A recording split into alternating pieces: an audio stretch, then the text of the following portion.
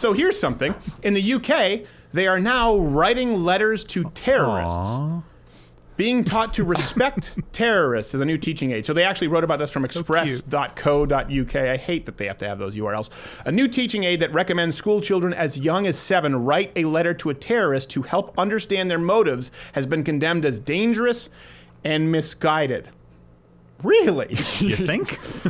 The book in question is called Talking About Terrorism, Responding to Children's Questions. Now, it tells primary-aged children that terrorists kill people because they believe that they are mistreated or unfairly or not shown respect. So they want to teach kids to, as opposed to like writing letters to Santa, you're writing letters to the serial rapist. Yeah.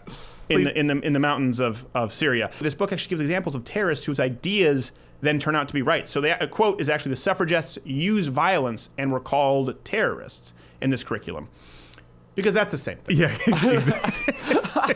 Exactly. So they're in the UK writing letters to terrorists. I mean, how about instead of learning to respect terrorists, you teach kids to despise them and take a big steaming crap on everything that makes them terrorists, namely their faith, their laws, their customs, their dress, all of it. I would be much more okay with raising a bunch of kids who despise anyone who even resembles a member of ISIS than learning to respect terrorists. No? There's some people that just don't, we should not sympathize with. No.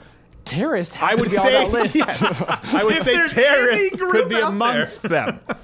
Even Hitler would be like, well, that's a bit extreme. I don't want to validate that. You see, they're burning people in cages.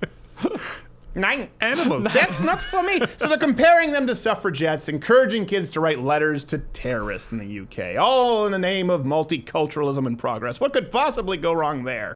Okay, class, so before we send our letters, today we'll be learning about Timmy the terrorist.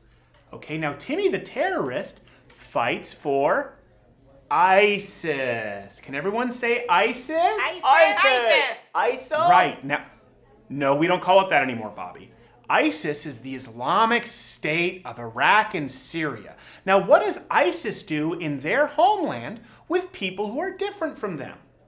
It's a part of their culture. What does ISIS do? They burn them alive in cages. That's right, they burn them alive in cages. Oh, look at that. Isn't that a pretty orange? Look at that bright orange. Now, what is it important that we do when we see ISIS burning people alive in cages?